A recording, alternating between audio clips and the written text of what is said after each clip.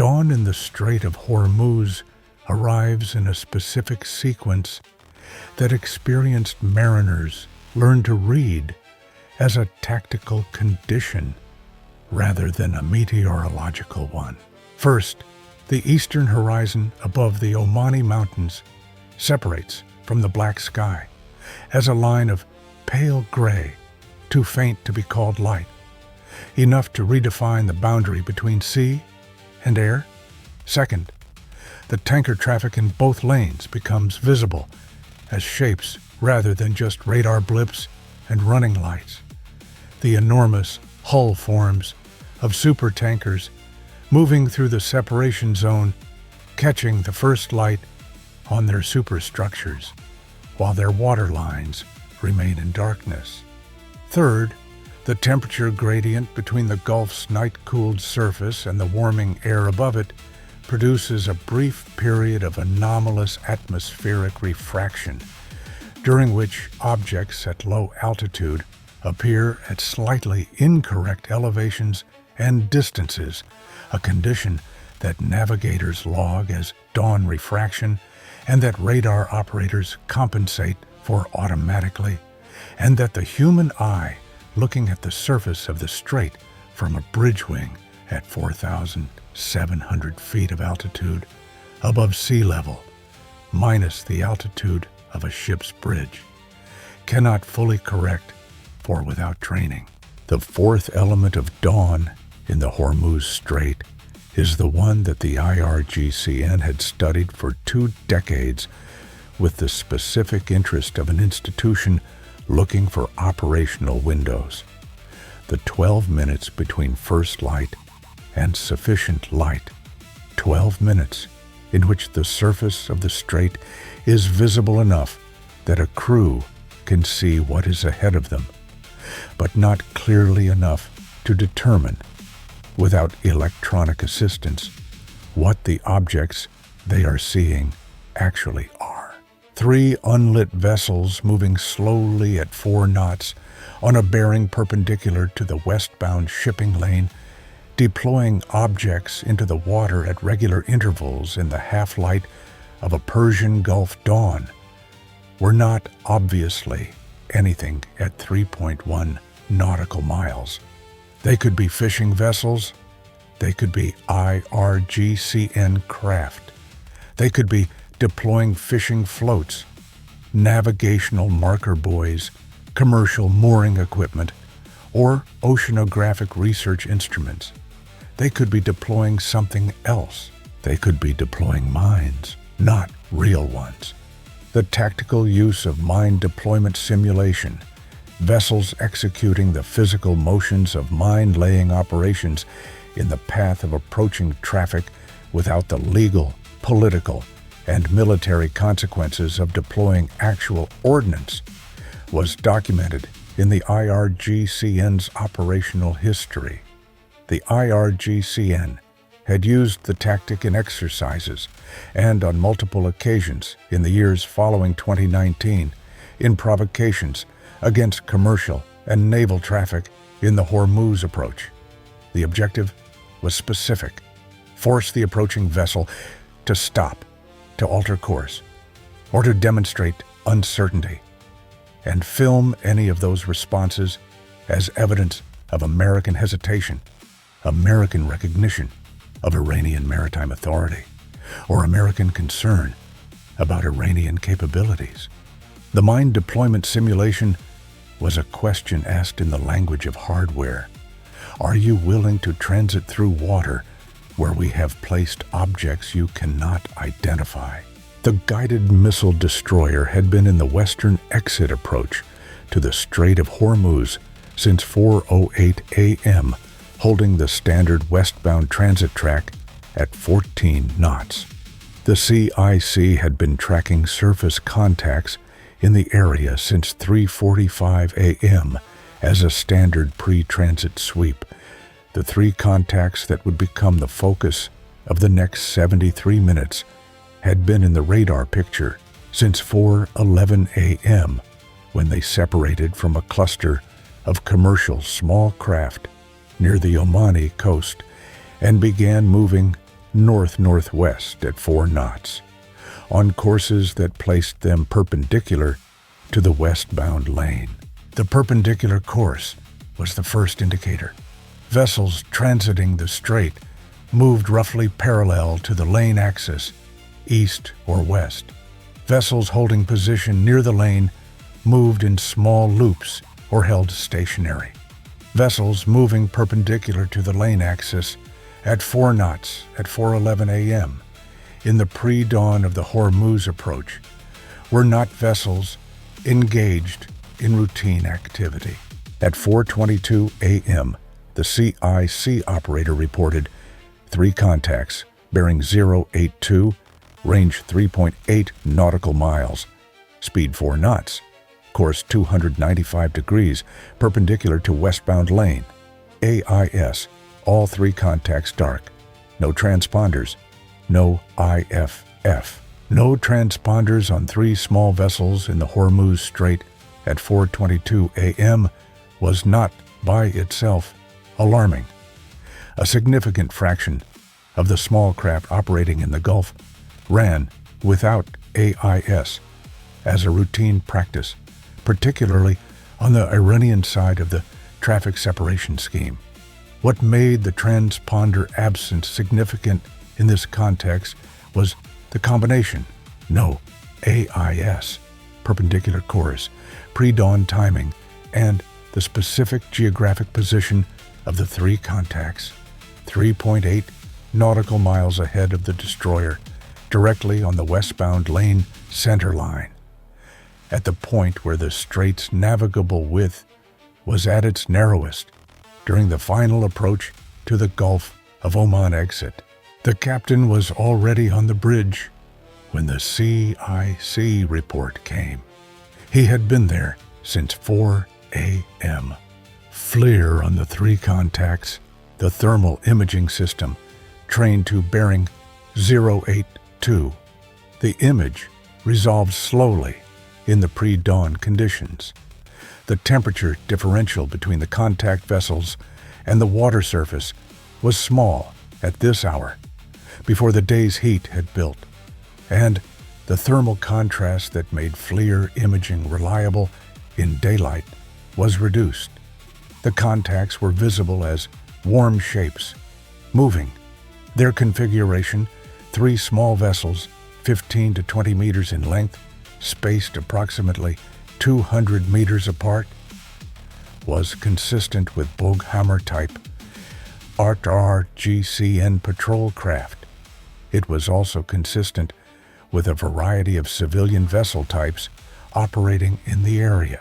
At 4:28 a.m., the dawn refraction window opened, and the CIC operator saw on the FLIR display something that the radar had not captured. Bridge, CIC. FLIR contact. First vessel in the formation is deploying objects into the water. I can see crew on the afterdeck. They are deploying objects over the stern. Interval, approximately 40 meters between each object. Objects are floating. They appear to be spherical. I count 3 deployed so far from the first vessel. Spherical objects, 40-meter intervals, deployed from the stern into the westbound lane centerline. Spherical objects deployed at 40-meter intervals were consistent with the deployment pattern of maritime ordnance of a type that no naval officer needed to have spelled out. They were also consistent with large fishing floats, with oceanographic instrument buoys, with navigational markers, and with any of several categories of commercial maritime equipment that used spherical buoys as surface markers. The objects were spherical. The interval was systematic. The location was the westbound lane. The AIS was dark. The timing was dawn.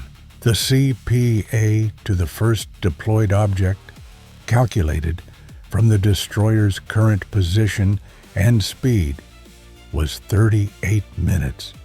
"What's the size estimate on those objects?" the captain asked. Difficult to assess at this range, sir. FLIR is estimating 0.6 to 1.1 meters diameter. Wide confidence interval. The dawn refraction is affecting the image resolution.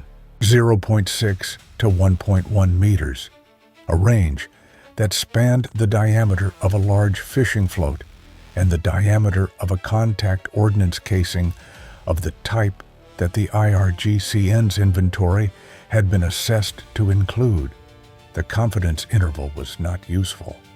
The FLIR was not able at 3.1 nautical miles in pre-dawn thermal conditions to tell the CIC what it needed to know. CPA to lead contact. The vessel, not the objects. CPA to lead contact. 2,600 yards. If we hold course and speed. Time to CPA. 12 minutes. 2,600 yards to the vessel. 38 minutes to the first deployed object's position. Two separate timing problems with two separate implications. The first friction arrived at 4:31 a.m. from the electromagnetic environment. The EW operator reported a radar emission from the lead contact. A surface search radar in active mode, low power, operating in a frequency band consistent with navigation radar rather than fire control radar. The emission was modest. It was, however, directed toward the destroyer. The antenna's scan pattern was not omnidirectional, but was focused in the destroyer's general direction. The lead contact was actively tracking the approaching U.S. ship, a vessel deploying spherical objects into a shipping lane at 40-meter intervals while actively tracking an approaching warship with directional radar was not a fishing boat running routine gear. The active radar tracking was the data point that sharpened everything else in the picture. Log the radar emission, frequency, bearing, power estimate. Time-stamped. The log captured it. The log was the record that would matter in every context, diplomatic, legal, operational, that followed this encounter. Whatever the three contacts were doing, the U.S. ship was not guessing. It was observing, recording, and documenting with the precision of an organization that understood that documentation was the first instrument of any gray zone response. At 4:34 a.m., the second and third contacts began their own deployments. The FLIR confirmed it simultaneously on all three vessels, crew on afterdecks, objects going over the sterns. The intervals systematic, the pattern of objects now visible in the FLIR image as a field of floating shapes distributed across the westbound lane's centerline, in a pattern that could be described without any imagination required as an obstacle field, not confirmed ordnance, not confirmed to be anything other than floating objects of unknown purpose in a shipping lane, but an obstacle field. The field was growing. By 4:39 a.m., the FLIR count of deployed objects was 19, distributed across an area the CIC estimated at 600 meters along the lane axis and 200 meters across. A rectangle of floating spherical objects sitting on the surface of the Hormuz Strait, directly in the path of a U.S. destroyer, making 14 knots at the destroyer's current speed. 29 minutes to the first object. CPA to lead deploying vessel. Revised. 2,100 yards. The three contacts had been moving northeast and were now beginning to adjust. The lead vessel had completed its initial deployment run and was turning, arcing back to begin a second pass across the lane. The turn confirmed the deployment pattern. Not a straight-line transit, but a systematic back-and-forth coverage of the lane centerline. They were not finished. The captain had not altered course. He had not reduced speed. He was watching the picture develop with the attention of someone who needed the full picture before responding. Not because he was uncertain of the nature of the threat, but because the response he was building had to be calibrated to the specific geometry of the situation, and the geometry was still being established. The operational calculation was not simple. The objects in the water ahead were either real ordnance or simulated ordnance, and the two cases required different immediate responses.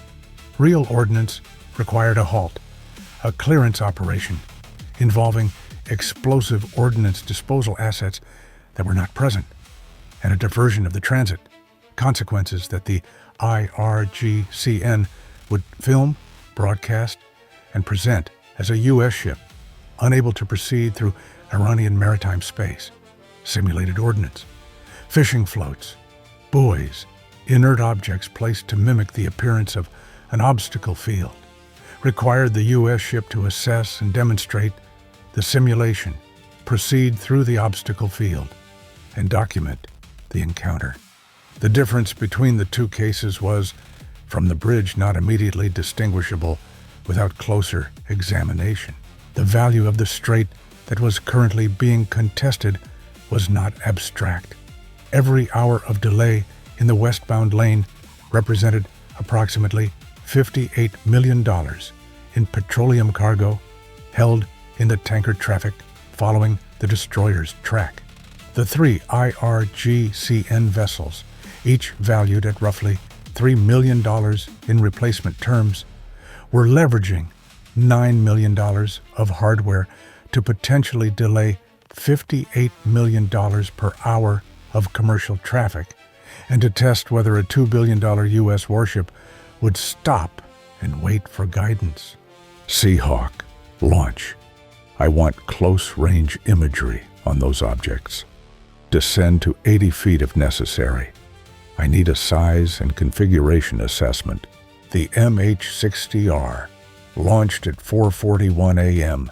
and accelerated toward the obstacle field at 160 knots, reaching the first deployed object within 3 minutes. At 80 feet altitude, in the improving pre-dawn light, the helicopter's flare and optical camera provided the first high-resolution imagery of the objects in the water. The pilot's report came at 4:45 a.m.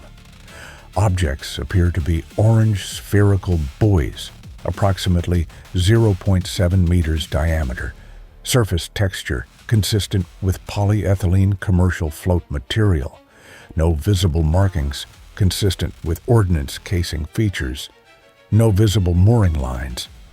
They appear to be free floating on the surface. Recommend cautious interpretation. Imagery is definitive for surface appearance only. Cannot assess subsurface content. Cannot assess subsurface content. A polyethylene commercial float in the Strait of Hormuz was a fishing float.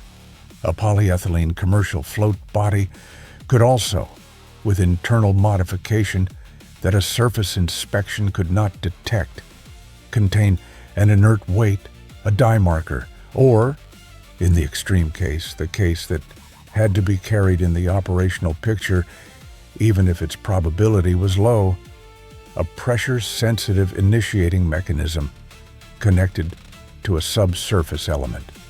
The IRGCN's known inventory did not include an ordnance type that matched this configuration, but not known to be in inventory was not the same as confirmed absent. The captain was looking at a tactical picture that told him the objects were probably commercial buoys deployed to simulate an obstacle field and force a response. Probably. The confidence level was high. It was not certain. The second friction arrived at 4:48 a.m. from the chain of command. Naval Central Command in Bahrain had been monitoring the encounter via satellite intelligence feed since 4:22 a.m. At 4:48 a.m., the encrypted circuit delivered a message. Navy CENT was requesting confirmation of whether the objects in the lane met the threshold for formal mine hazard reporting to the International Maritime Organization, which would require notification of all traffic in the strait and would create a public record of an IRGCN mine deployment claim that the U.S. government would then need to address formally. The message asked the commanding officer to advise the request arrived with a specific time pressure. Commercial traffic behind the destroyer, a supertanker at 4.2 nautical miles astern, 2 container vessels further back, was on standard transit timing. If the U.S. ship stopped or slowed significantly, the following traffic would need to be notified.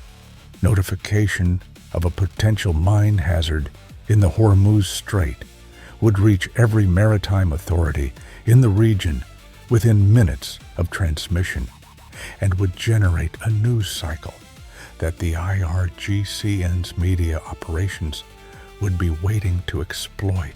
The commanding officer's response was drafted in 40 seconds. Objects in lane assessed as probable commercial float equipment deployed for simulation purposes based on Seahawk close-range imagery. Proceeding with transit at reduced speed pending further assessment. No IMO notification at this time. Request EO/C Clearance Confirmation Authority. If assessment changes, the circuit transmitted. The transit continued. CPA to lead deploying vessel, 1,700 yards. At 4:51 a.m., the captain made his first active escalation, LRAD, to bearing 082, medium intensity. All 3 contacts in the arc. The long-range acoustic device activated and trained toward the 3 IRGCN vessels. Its directed audio signal reaching across 1,700 yards of pre-dawn Hormuz water as a focused, high-intensity sound that was not a weapon, but was not comfortable at close range. At 1,700 yards, with LRAD at medium intensity, the signal would be clearly audible to crew on open decks of the target vessels and would register to their bridge teams as a U.S. ship that had identified them and was communicating in the only language the gray zone provided for this type of contact. We see you. We know what you are doing. And this sound tells you that we have more instruments available than the ones we have shown you so far. Simultaneously, Seahawk reposition over the lead vessel, 150 feet, FLIR on their afterdeck. The helicopter moved from the obstacle field to the lead IRGCN vessel, establishing an orbit at 150 feet that placed it directly overhead as the vessel began its second deployment run. At 150 feet, the helicopter's downwash disturbed the water surface around the vessel, and its FLIR captured the afterdeck crew in high resolution. Their actions, their equipment, the objects being deployed, the interval between deployments, all of it recorded. At 4:54 a.m., the lead vessel's deployment run ended. The crew on the afterdeck secured the equipment and moved forward. No new objects appeared in the water. The CPA to the obstacle field's closest edge was now 14 minutes. Lead vessel is turning, the CIC reported. Course now 180 degrees south, moving away from the lane. 1 of 3, 2 still on deployment courses. At 4:57 a.m., the fire control illumination system activated on the remaining 2 deploying vessels, the same broad sweep that had been used in multiple previous encounters. A measurement emission that told the IRGCN crews through their own EW systems that the U.S. ship had the precision data on them that mattered, not a targeting solution. An announcement. At 4:59 a.m., the second deploying vessel ceased its run. Course change to 160 degrees southeast. Away. The third vessel continued for 40 more seconds. Then it, too, changed course. 135 degrees, moving away from the lane centerline and back toward the Iranian coastal approach north of Keshem. All 3 contacts bearing away from the lane, speeds increasing. CPA opening on all contacts. 3 vessels withdrawing. The obstacle field they had deployed remained in the water ahead, a field of orange polyethylene spheres distributed across the westbound lane in the dawn light of the Hormuz Strait. The destroyer reduced speed to 6 knots at 5:03 a.m. The Seahawk moved back to the obstacle field and began a systematic low-altitude survey of all objects in the field, its optical camera recording each buoy's surface configuration individually. The survey took 11 minutes. At 5:14 a.m., the pilot's final assessment, 27 objects, all consistent with commercial polyethylene fishing floats. No surface features inconsistent with civilian marine equipment. All objects free-floating. No anchor lines visible from 60-foot survey altitude. The field was a surface obstruction only. No subsurface element had been observed. The captain received the assessment. He ordered speed increased to 12 knots and course held on the lane centerline. "We're going through," he said, not loudly, factually. The helmsman's hands tightened briefly on the wheel, a single moment of involuntary grip adjustment as the order processed, and then relaxed. Course held. The destroyer moved toward the obstacle field at 12 knots, the Seahawk flying ahead at 80 feet, clearing the visual path, the surface search radar confirming the positions of all 27 objects. The first orange float passed down the starboard side at 5:19 a.m., close enough that the lookout on the bridge wing could see it without binoculars. A standard commercial fishing float, orange polyethylene, drifting on the morning surface of the strait. Then another, to port. Then the pattern opened up ahead. The deployed field was less dense in the central lane than the initial FLIR image had suggested. The objects spaced at intervals that, at 12 knots with careful helmsmanship, allowed the destroyer to navigate between them without contact. The helmsman made 7 course adjustments in the 16 minutes it took to transit the obstacle field. None more than 4 degrees, each one executed in response to the Seahawk's real-time position calls on individual objects, each one returning to the transit, heading within 30 seconds of the adjustment. The track through the field, plotted on the CIC's electronic chart, looked like a gently curved line with small lateral excursions. Not evasion, not avoidance. Transit. Management. At 5:35 a.m., the last object in the field passed astern. The obstacle field was behind them. No propeller had struck any object in the field. The CIC had tracked all 27 objects throughout the transit and had confirmed post-transit positions consistent with no contact. The hull had not struck any float. The The destroyer had passed through the obstacle field at 12 knots in 16 minutes, with 7 minor course adjustments and no propulsion events. The Seahawk recovered to the flight deck at 5:41 a.m. The helmsman, who had made the 7 course adjustments through the obstacle field, did not speak when he was relieved at 6 a.m.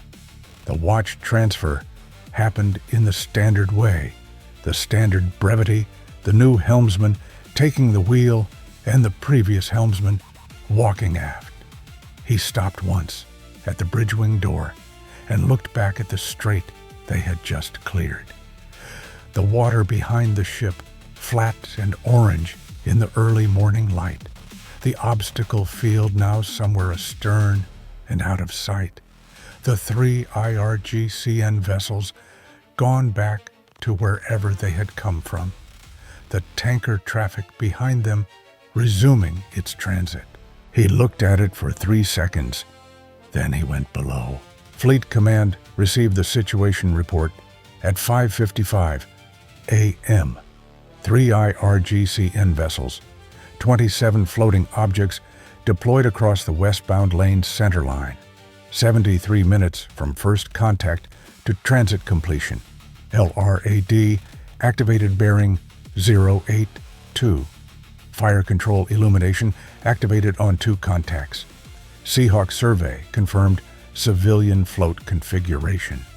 Transit completed through the obstacle field at 12 knots. 7 minor course adjustments, totaling less than 28 degrees of cumulative deviation from the transit heading, no object contact. All 3 IRGCN vessels withdrawn prior to transit commencement. 0 systems engagement. Transit completed on schedule. The report did not note the specific quality of attention required to navigate 27 unknown floating objects at 12 knots in the Hormuz Strait at dawn, because that quality of attention does not have a unit of measurement and situation reports, record units of measurement. 3 IRGCN bug-hammer-type vessels, 27 objects deployed across the westbound lane. 73 minutes from first detection to transit completion. 1,700 yards, closest approach to lead deploying vessel before it withdrew. 0 objects contacted by hull or propeller. 0 speed reduction below 6 knots during assessment phase. 7 course adjustments, totaling less than 28 degrees cumulative deviation. 0 inches yielded from the westbound transit track. The Hormuz Strait's 12-minute dawn window was designed to create uncertainty. The question it asked, "Are you willing to transit through water where we have placed objects you cannot identify?" was answered not by certainty, but by assessment, documentation, and professional judgment that the question did not deserve a stop. The answer was a 12-knot transit through a field of orange fishing floats that turned out to be exactly what the Seahawk had assessed them to be. That was enough. In the Hormuz at dawn, enough was the whole answer.